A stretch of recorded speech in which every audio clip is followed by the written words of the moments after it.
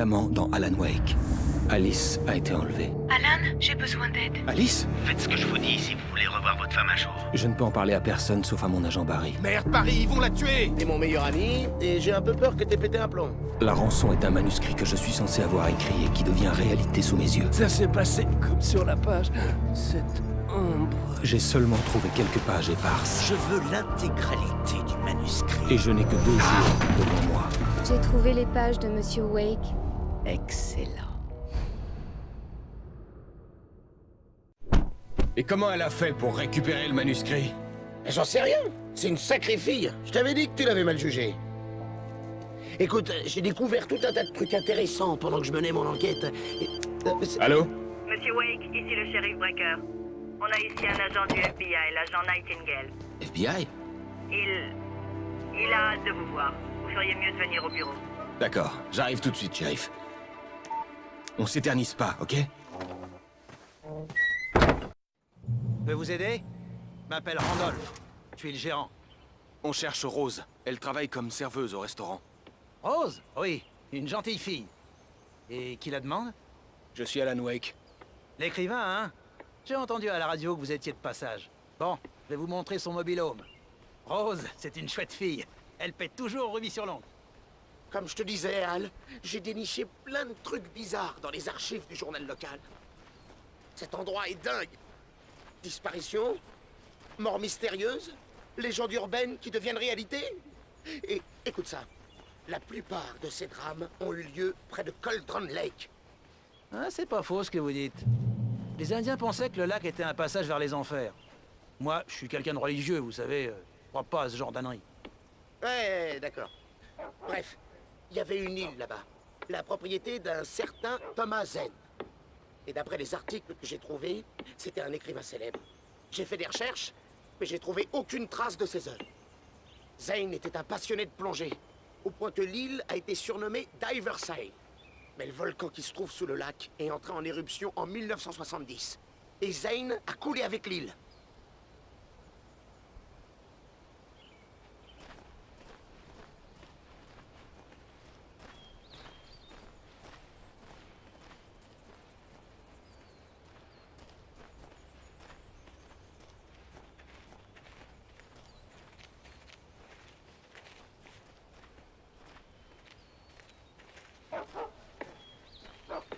Ah, et c'est délirant! C'était là, le matin, comme si c'était tombé du ciel. Mais il faudrait une tornade pour soulever un truc pareil. On a eu du bol que ça écrase pas un des mobil-homes.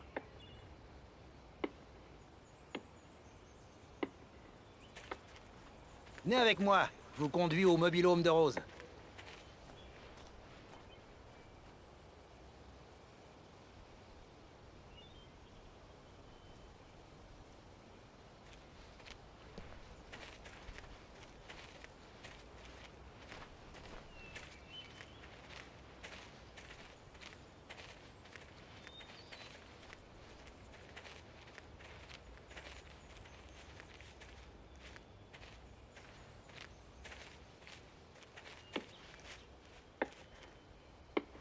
C'est pas tout. Une fille du coin, Barbara Jagger, s'était noyée dans Cauldron Lake une semaine avant ça. Ils étaient amants. Ouais, Jagger est un peu le croque-mitaine du coin. On dit que la sorcière du lac attaque les gens dans le noir. Des histoires de gosses. Enfin bref, Al, j'ai gardé le meilleur pour la fin. Tous les articles sur cette histoire ont été écrits par Cynthia Weaver. Je me suis renseigné. C'est cette vieille tarée que t'as rencontrée. Qui? La dame à la lampe? Elle est un peu timbrée, mais c'est loin d'être une clocharde. Ouais, enfin bref. Elle a connu Jagger et Zane avant qu'ils meurent. Et après, elle a fait une sorte de dépression.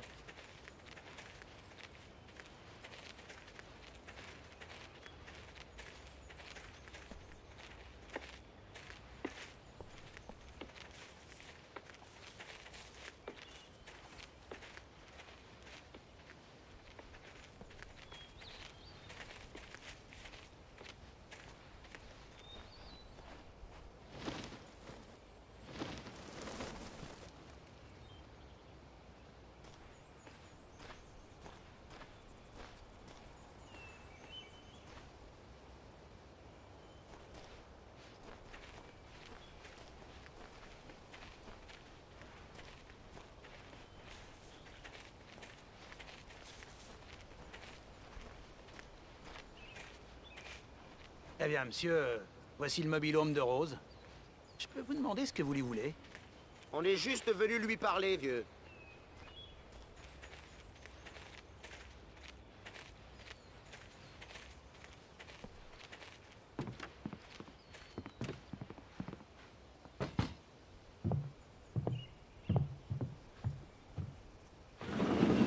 Bienvenue au...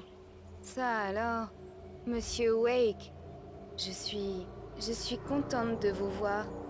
Vous avez mon manuscrit, Rose? Ah, ah oui. Oui? Entrez donc. Ouais, c'est vraiment délicieux, hein? Rose, Oui, mon manuscrit. J'en ai vraiment besoin. je sais tout ça. Et je sais ce qu'il vous faut. Une muse pour vous inspirer. Oh, Barry, elle n'a rien à nous donner. Ouais, Al... Oh... Barry!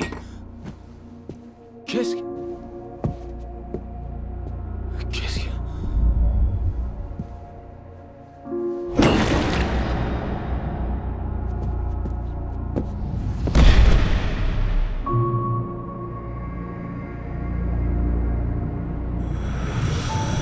Elle vient s'en prendre à vous, sous les traits de ma Barbara. Je suis trop faible pour l'en empêcher. Vous devez allumer la lumière.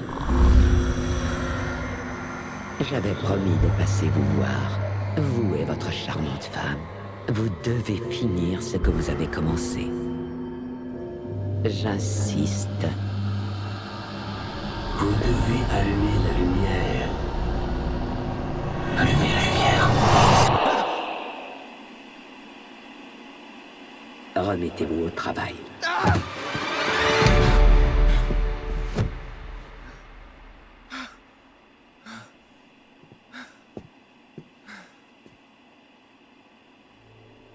Je me sentais malade, nauséeux. Seule la colère me poussait à avancer. Je ne distingue plus la réalité du rêve. Mais on dirait qu'un éditeur imaginaire est là pour m'aider. C'est une vieille femme en robe de funérailles. Je l'appelle Barbara Jagger. Elle est très sévère et me pousse à écrire toujours plus vite. Elle corrige mon manuscrit avec minutie. Ses corrections sont de plus en plus agressives et chaque jour, elle s'approprie un peu plus mes écrits. Je déteste ça. Et je sais qu'elle a raison. Elle me promet que c'est le seul moyen de sauver Alice. Elle en sait plus que moi sur l'incantation complexe à laquelle je me livre sur cet endroit. Elle a travaillé avec un autre écrivain dans des circonstances similaires, Thomas Zen. Le genre de mon histoire semble avoir changé. Il s'agit désormais d'une histoire d'horreur. J'approche du but, je le sens.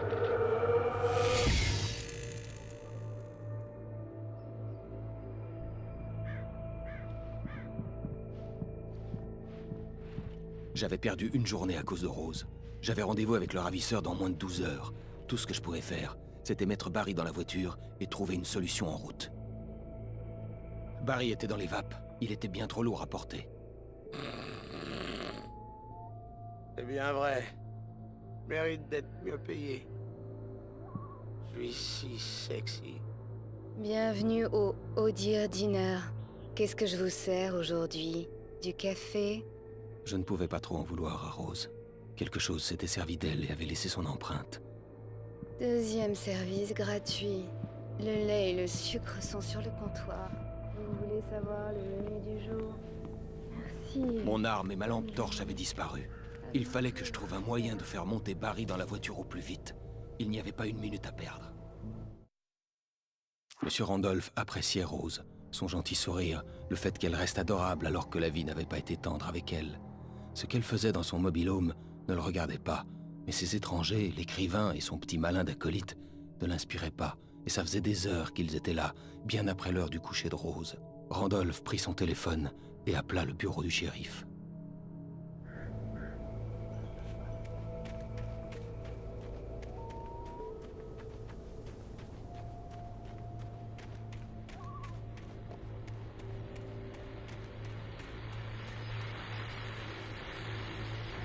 Je viens de sortir histoire de prendre un peu l'air. Et je peux vous dire que le temps se gâte. C'est par les nuits comme celle-ci que je suis bien content d'être ici à vous parler, plutôt que chez moi dans mon lit. Et quand le temps se couvre comme ça, je n'arrive pas à dormir. Je ne fais que tourner, tourner, plonger dans mes draps et dans des idées noires, entrecoupées de cauchemars. Ça n'arrive qu'à moi, oh, peut-être. Mais j'espère rendre la nuit un peu plus douce. Bienvenue, vous êtes sur KBF FM. Salut, Pat, c'est Walt Snyder. Qu'est-ce qui ne va pas, Walt? Je suis pas comme vous, mais... j'arrive pas non plus à dormir, vous savez. Je fais que regarder par la fenêtre, en essayant de trouver un sens à tout ça, mais... j'ai pas bu une goutte d'alcool non plus. C'est juste... Eh bien, on dirait que vous avez un problème, Walt. Je me suis... disons, disputé avec Danny. Vous connaissez Danny et ça m'a attiré des ennuis avec le shérif. Enfin, vous voyez, je suis enfin... Oui, j'en ai entendu parler, Walt. Enfin, vous savez, c'est... Danny est mon meilleur ami. Et j'ai été libéré sous caution aujourd'hui. Et là, je suis en train d'attendre à la fête, vous savez, tout seul. Et il y a quelque chose de bizarre dans l'air ce soir. Je me suis dit la même chose en regardant le ciel tout à l'heure au-dessus du studio. Qu'est-ce que vous attendez, Walt? Je sais pas. En fait, il va se passer quelque chose. Mais je suis mieux d'y aller.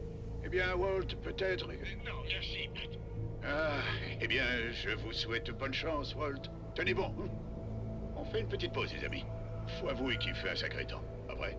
How can I be sure you'll walk away? Why'd you love deception? I mean, this way. How can I be sure?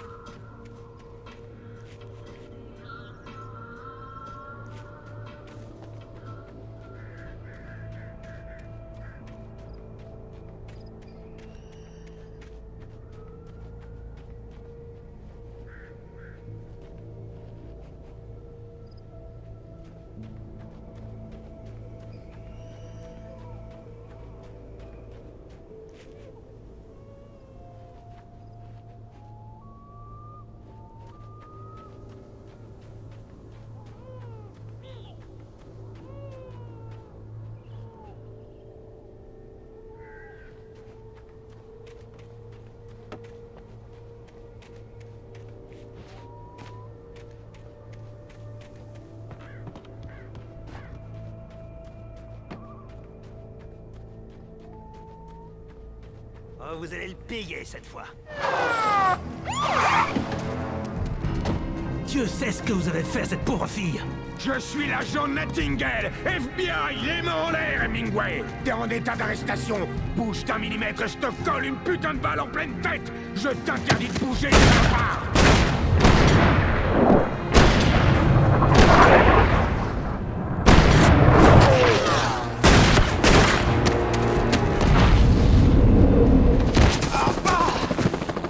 Mais qu'est-ce que... Vous auriez pu me tuer, espèce de malade mental!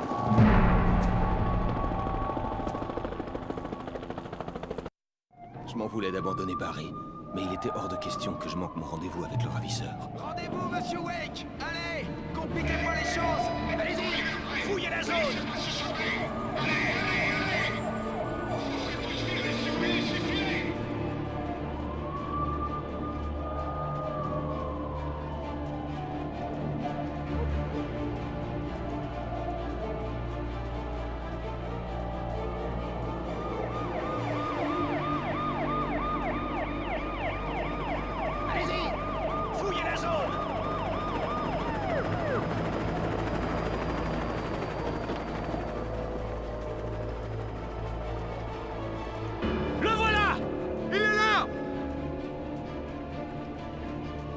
Ok les gars, ouvrez bien les yeux.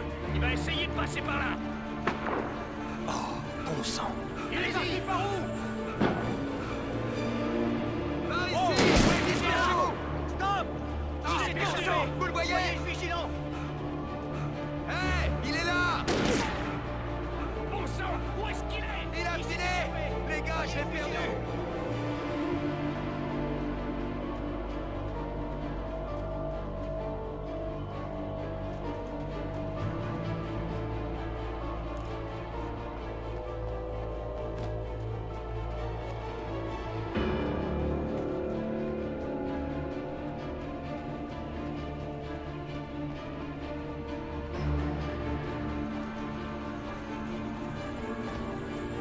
l'a filé! Allez les gars, il faut lui couper la route!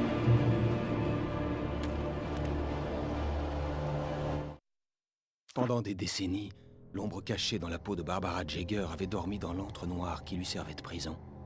Affamée et souffrante, elle rêvait de ces nuits de gloire lorsque les écrits du poète l'avaient arrachée aux profondeurs, lui donnant le goût du pouvoir et de la liberté. Les stars du rock l'avaient sortie du profond sommeil dans lequel le poète l'avait replongée. Lorsqu'elle sentit l'écrivain sur le ferry, elle ouvrit les yeux.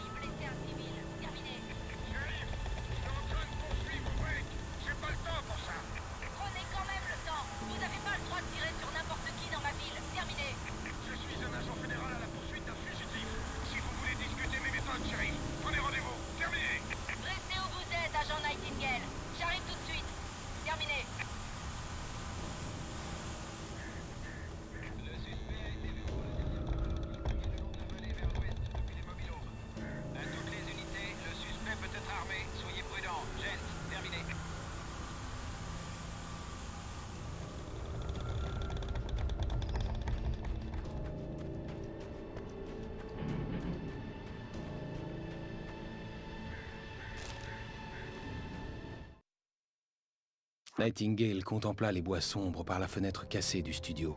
Il se retourna, voulut quitter la pièce, mais Maine lui saisit le bras. « Jeune homme, vous m'avez presque tiré dessus. On ne tire pas comme ça sur les gens. Qu'est-ce qui vous prend ?» Nightingale se dégagea et sortit. La rage et l'humiliation lui brûlaient les joues.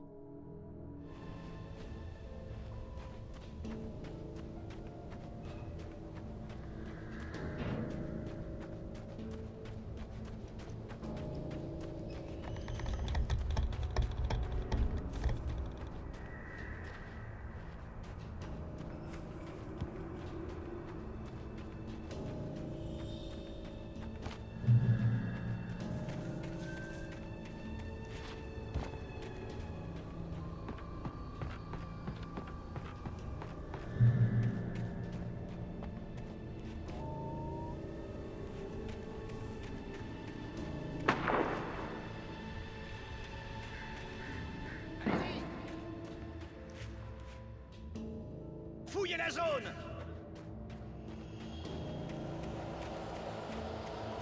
Attention! Par ici! Par ici! Hé! Qui est là?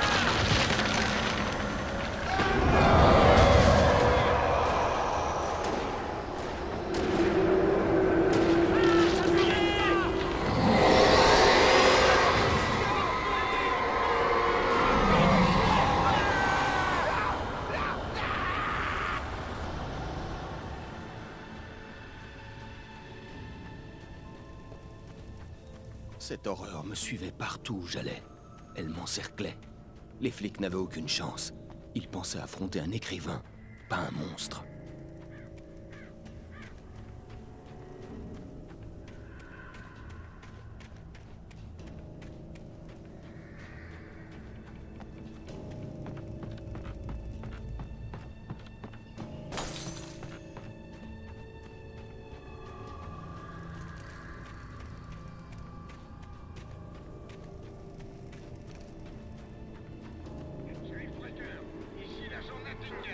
J'ai aussi perdu contact avec la plupart de vos hommes. C'est un coup de wake. Quoi? Vous voulez me faire croire que cet intello d'écrivain a descendu mes adjoints? Vous plaisantez ou quoi? Non mais vous l'avez bien regardé. Il porte une veste en tweed. Terminé. C'est le type qu'on recherche. Si c'est pas lui, alors qui? Bigfoot? Terminé. Je sais pas encore, mais c'est pas mon genre de tirer des conclusions hâtives. Car on finit bien souvent par s'en mordre les doigts. Terminé.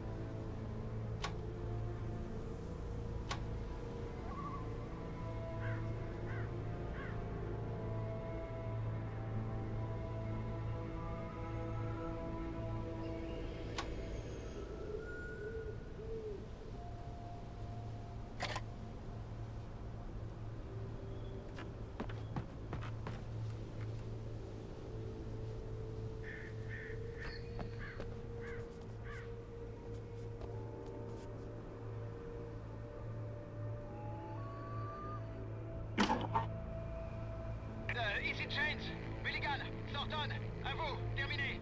Oui, ici Stanton. James, on a arrêté Wheeler et Rose. Aucun des deux n'a résisté ou quoi que ce soit. Mulligan, qu'est-ce que tu fais? Arrête, j'étais... Assieds-toi et file-moi ça. James, ici Mulligan, à vous. J'écoute, Mulligan. Terminé. On a Wheeler et Rose avec nous. Wheeler est sous, ou il a pris quelque chose. En parlant de ça, on dirait que le type du FBI s'est parfumé au scotch, si tu vois ce que je veux dire. Terminé. Je suis au courant de rien, adjoint Mulligan. Terminé. Bref, peu importe. Mais Rose a vraiment l'air bizarre. Tu ferais mieux d'appeler le doc pour qu'il les examine tous les deux. Terminé. Bien reçu. Vous feriez mieux de vous dépêcher de les ramener. Le type du FBI va vouloir interroger Wheeler. Terminé. Ah ouais, j'en doute pas. On dirait qu'ils ont beaucoup de choses en commun. Terminé.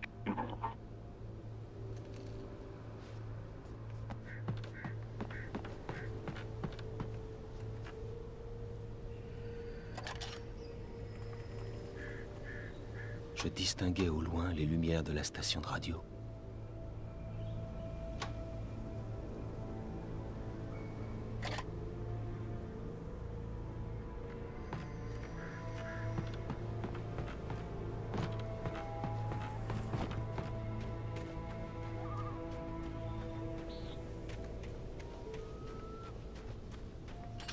J'imaginais que l'antenne que je voyais au loin était celle de la radio locale.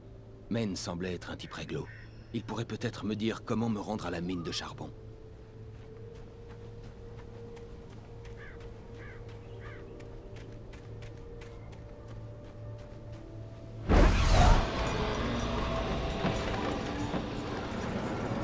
Des ombres surnaturelles agrippaient la porte. Les ténèbres qui me suivaient voulaient me barrer la route. Je ne pouvais passer sans lumière.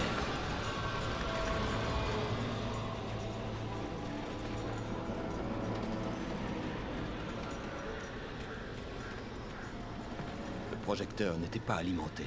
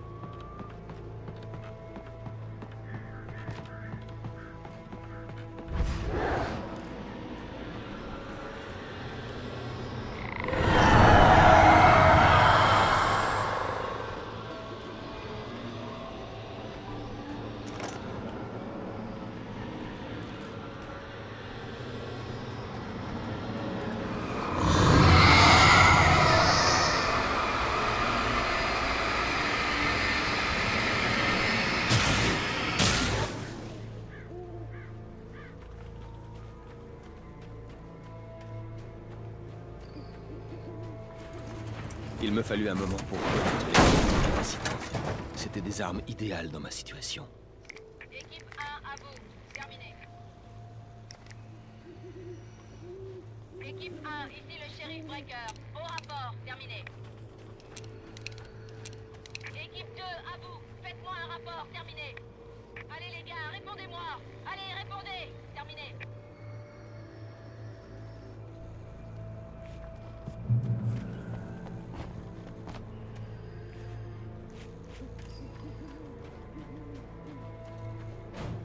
Vous avez tout le courage de garder le silence.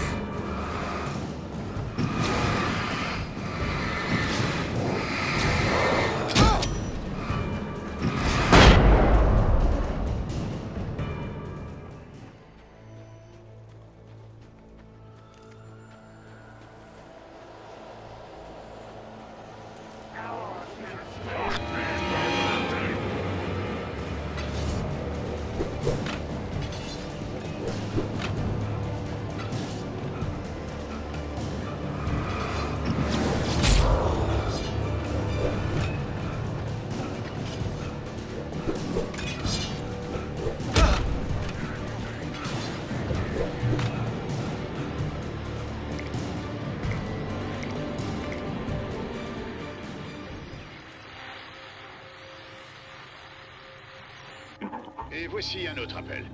Bienvenue sur KBF-FM avec Pat Main. C'est Milt Peabody, Pat. Qu'est-ce qui vous arrive, Milt? Eh bien, j'habite près des mobilhomes, Pat, et je peux vous dire qu'il y a du grabuge là-bas. En fait, c'est juste à côté de chez moi aussi. Vous avez une idée de ce qui se passe? J'en sais rien, mais il y a un paquet de voitures de police, des sirènes à tout va, et un hélicoptère qui survole le coin. Et je crois avoir entendu des coups de feu. Des coups de feu? Oui, c'était comme un pistolet. Vous pouvez essayer de vous renseigner? Parce que c'est juste à côté de chez moi, cette histoire. Ça continue de tirer? Non, c'était il y a 10 ou 15 minutes. Ça a l'air grave, Pat. Je vous assure que ça a rien d'une fête. Eh bien, je vais passer un coup de fil au bureau du shérif, Milt. D'accord. Je vous tiens au courant dès que j'ai du nouveau. D'accord, merci.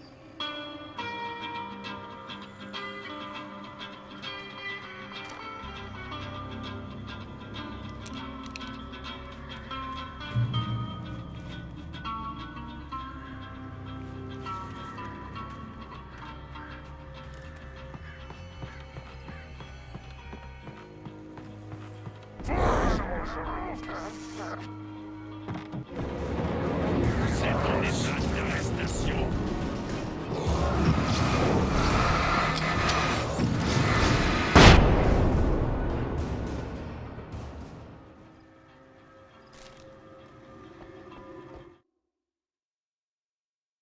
Sarah faisait confiance à son instinct qui lui disait que Nightingale était un salopard. Il pue Elvis, et pas seulement la vieille vinasse. C'était la façon dont il montrait son insigne, essayant d'en imposer, son regard lorsqu'il attendait des réponses. Où était Alan Wake? C'était quoi cette histoire d'accident? Où était sa femme? Et surtout, pourquoi avait-elle laissé partir Wake? Il n'avait pas voulu répondre à ces questions. Mission fédérale, c'est tout ce qu'il avait dit.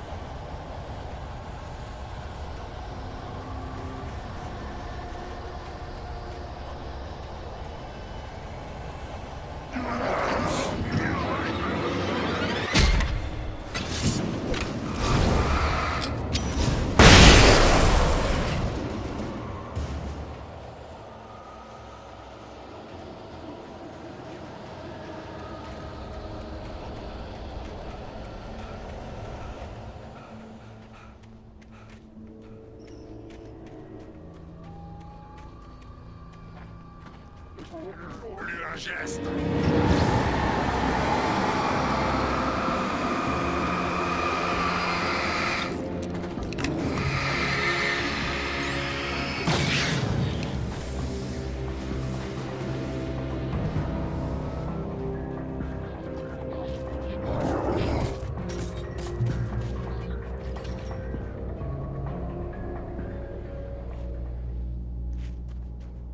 J'espérais que Men me prêterait une voiture pour aller à la mine. Oh, bonsoir, Lorna. Que nous vaut votre appel? Eh bien, je ne vois pas pourquoi la police s'embête avec ces mobilhomes. Je ne comprends pas. Ce sont des mobilhomes. C'était évident qu'il y aurait des problèmes dans un endroit pareil. Bon, c'est vrai, il fallait s'y attendre. Le shérif devrait se préoccuper des honnêtes citoyens au lieu de perdre son temps avec ces gens. Eh bien... On n'a qu'à les laisser se débrouiller seuls. Je suis désolé, mais mon grand-père s'est installé à Bright Falls en 1911.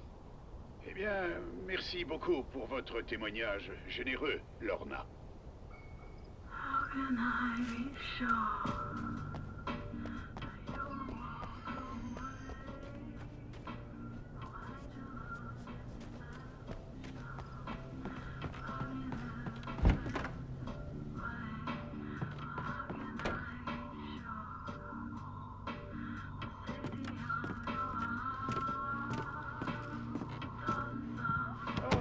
Voilà une surprise. Le célèbre auteur Alan Wake vient d'entrer. On va voir s'il veut bien nous accorder une interview.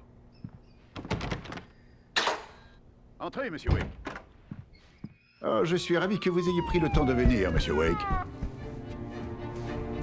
T'as nulle part où aller, Dunbar! Écarte-toi de Maine! Oh, gardons notre calme. Posez votre arme. On est entre amis ici, pas vrai? Tout doux, Nightingale, on le tient, c'est bon. Nom de Dieu! Non mais vous êtes complètement fou. Il y a un civil à l'intérieur.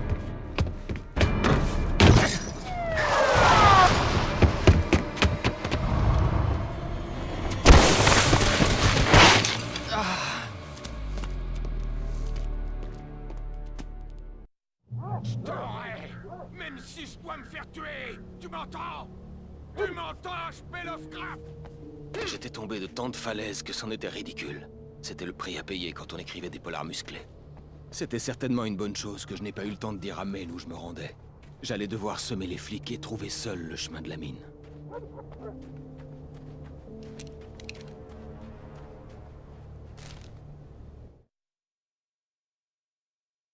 Le tuyau se détacha de la structure en acier du pont.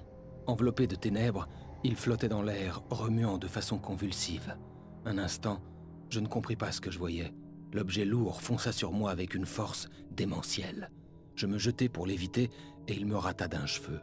Quand je rallumai ma lampe torche, le tuyau s'agita rageusement avant de foncer à nouveau vers moi.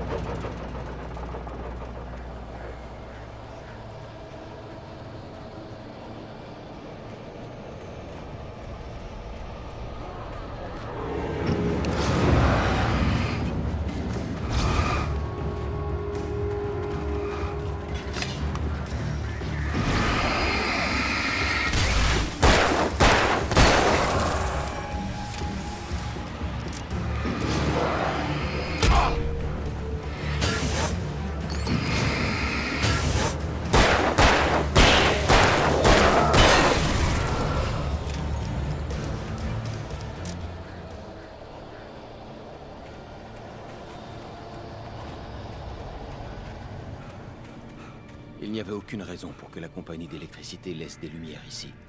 On aurait presque dit qu'elles étaient destinées à quelqu'un comme moi.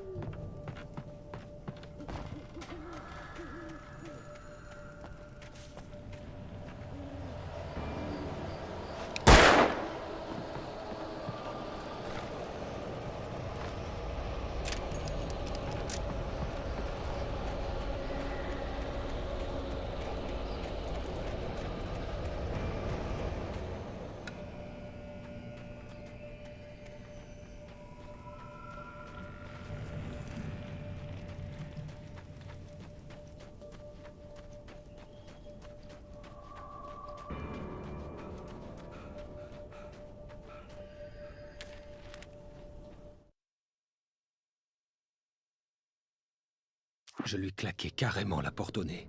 Il m'implora d'ouvrir la porte. Incroyablement, cet imbécile pensait vraiment que je lui obéirais.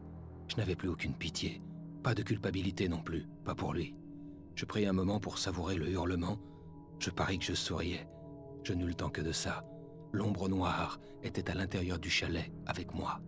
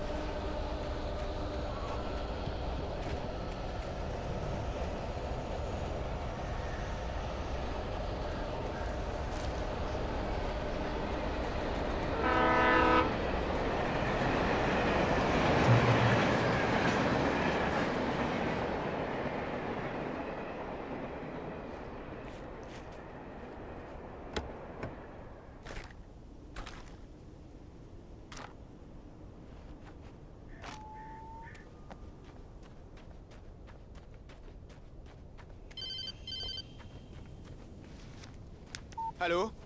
C'est l'homme le plus buté que je connaisse. Alice? Alice? Alan, j'ai tellement peur. Me laisse dans le noir. J'ai besoin d'aide. Je te regarde, Alan, mais ce n'est pas toi. Autre chose qui m'observe à travers toi. Alice, je suis là! Je me sens si seule. Je risque de tout perdre. Il faut faire attention et coopérer. La communication avait été de mauvaise qualité, mais ce n'était pas le détail qui me troublait le plus. Alice avait semblé étrange. mais elle m'avait appelé.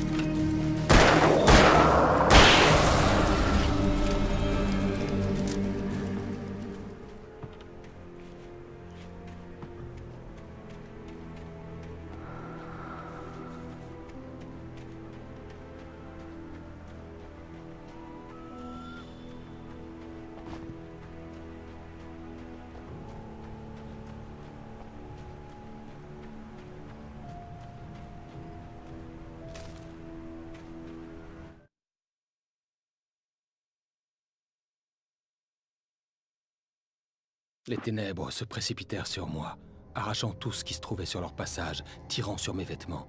J'aperçus le feu à main que le ravisseur avait lâché, et je me jetai dessus alors que mes pieds quittaient le sol. Les ténèbres s'emparèrent de moi avec la force d'une tornade. Je réussis malgré tout à allumer le feu à main. Les ténèbres hurlèrent et me balancèrent au loin. Je tombai dans les eaux sombres du lac en dessous.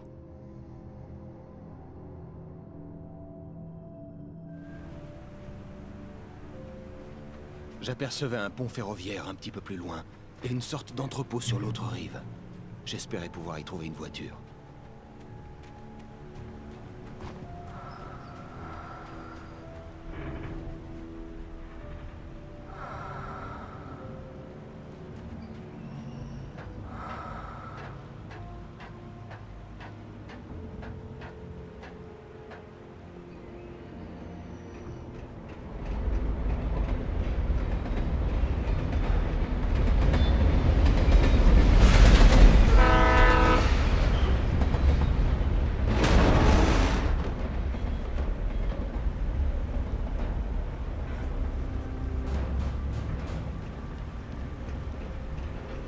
Les ombres qui me pourchassaient ne cessaient de gagner en puissance, et elles dévoraient tout ce qui se trouvait sur leur passage.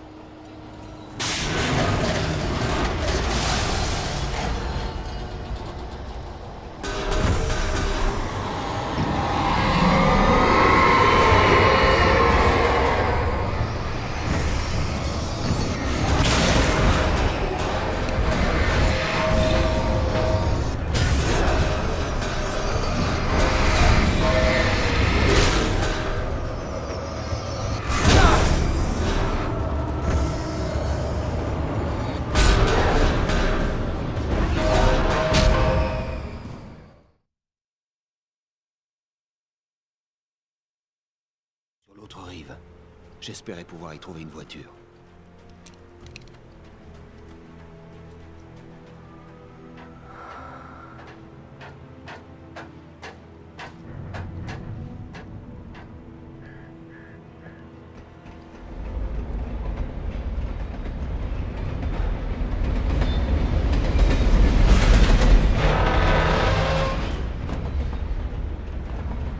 Les ombres qui me pourchassaient ne cessaient de gagner en puissance, et elles dévoraient tout ce qui se trouvait sur leur passage.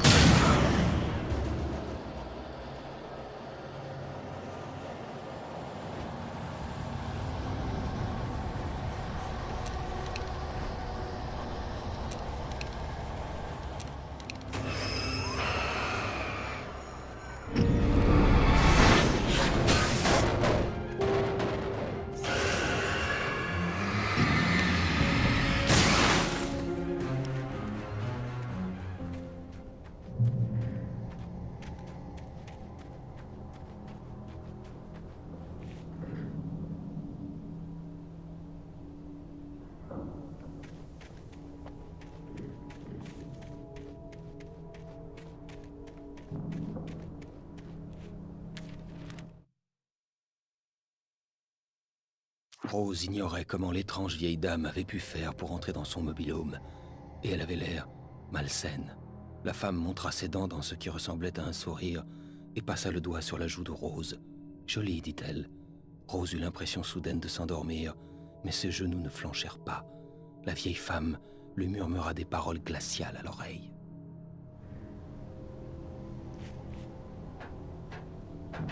Adolescent, alors que je commençais à m'intéresser à l'écriture, Stephen King avait été pour moi une vraie source d'inspiration.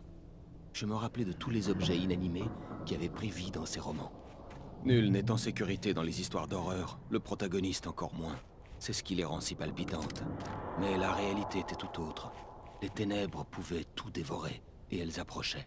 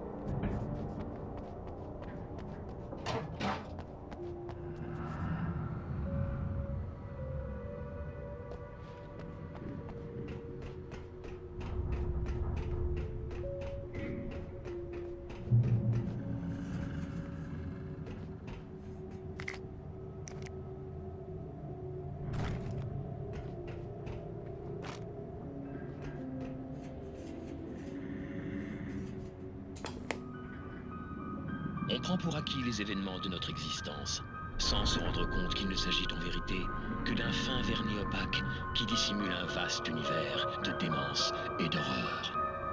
Bien trop souvent, les étoiles ont raison, dans la zone X. L'épisode de ce soir, une réunion de famille.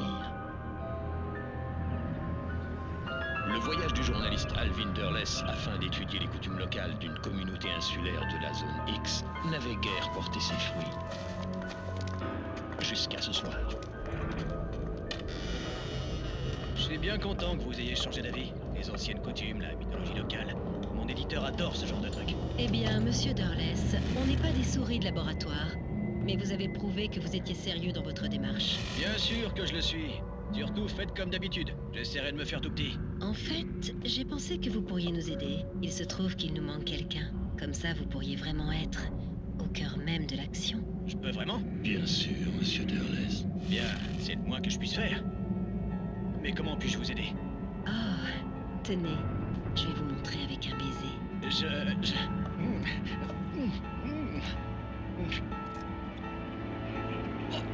Qu'est-ce que...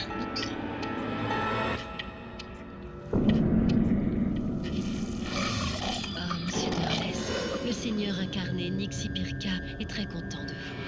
Votre corps accueillera ces milliers de petits, et la gloire régnera. Chut, mon ange, ça va. Chut. Alvinderless a eu droit à une bonne leçon. Si vous vous intéressez aux mythes, peut-être s'intéresseront-ils à vous.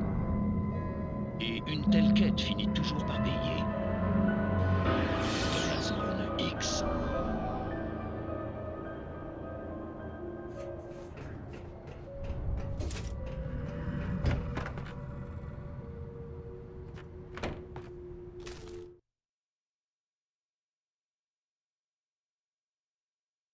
Envoûtée par l'ombre noire, Rose était perdue dans un pays des songes où tout semblait dessiné au crayon noir et gris.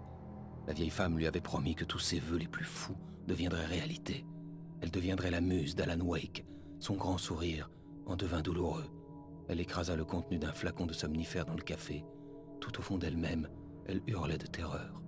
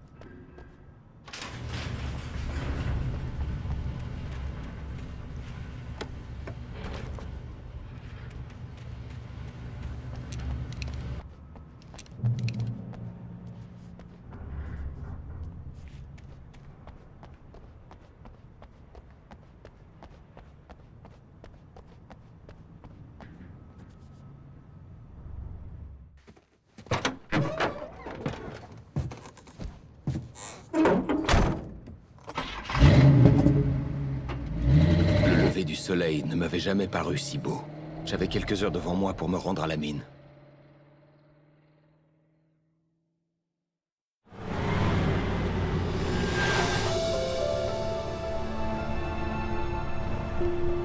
La mine de charbon n'était plus loin.